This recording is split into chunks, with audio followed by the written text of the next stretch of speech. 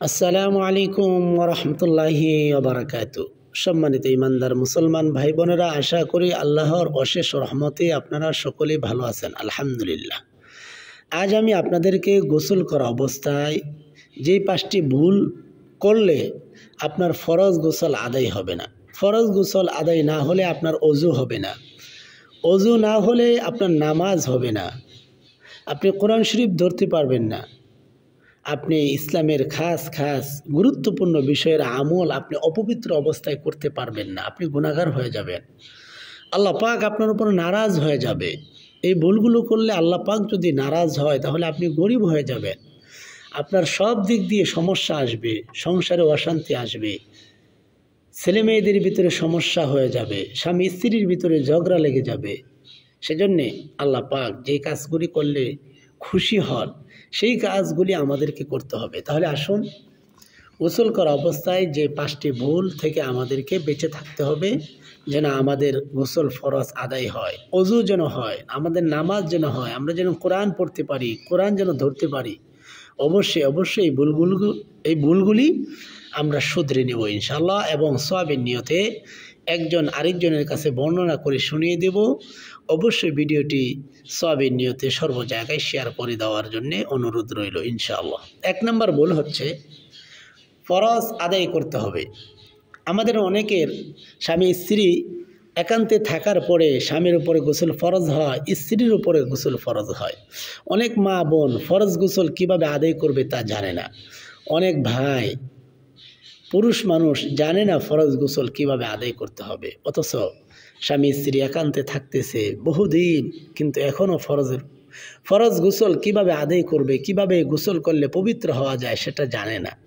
সাবান দিয়ে আর শ্যাম্পু মাথায় লাগিয়ে ফেনা করে গোসল করলেই শরীর পবিত্র হয় না, শরীর পরিষ্কার হয়, পবিত্র হয় না। তাহলে আসুন, পবিত্র কিভাবে হওয়া যায়?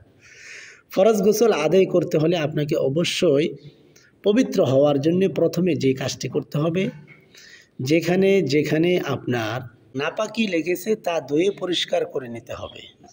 নামাজের জন্য যে নিয়মে অজু করি আমরা, ঠিক সম্পূর্ণ অজু করতে হবে।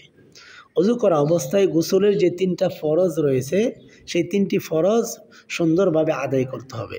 1 নম্বর ফরজ হচ্ছে, গোসলের 3টি ফরজের 1 নম্বর ফরজ হচ্ছে গড়গড়ার সহিত 3 বার কুলি করতে হবে, 3 বার নাকে পানি পৌঁছায় দিতে হবে।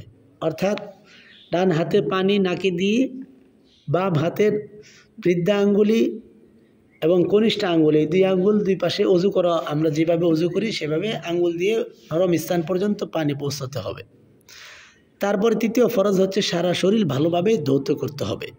তো ফরজ গোসল আদায়ের জন্যে 1 নম্বর কথা হচ্ছে পূর্ণাঙ্গ অজু করে ফরজ গোসলের 3টি যে ফরজ, কুলি করা, নাকে পানি দেওয়া, সমস্ত শরীর ভালোভাবে ধৌত করা, এই কাজটি করতে হবে। এই ভুলটা কখনো আমরা করব না।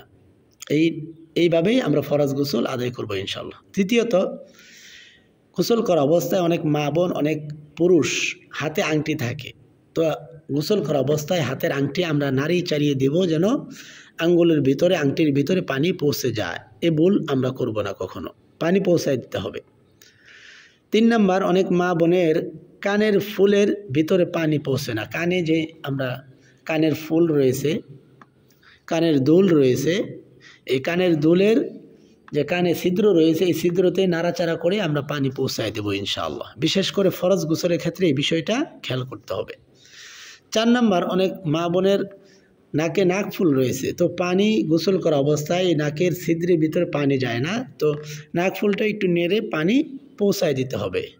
5 নম্বর যে ভুলটা করা যাবে না তা হচ্ছে, আমরা যেখানে অজু করি অথবা গোসল করি সেই অজুর স্থানে অথবা গোসলের স্থানে বাচ্চাদেরকে, যে বাচ্চারা মায়ের দুধের পাশাপাশি বাহিরের খাবার খায়, বাহিরের খাবার খেয়ে থাকে, সে সমস্ত বাচ্চাদেরকে আমরা অজুখানায় অথবা গোসলখানায় প্রস্রাব করাই।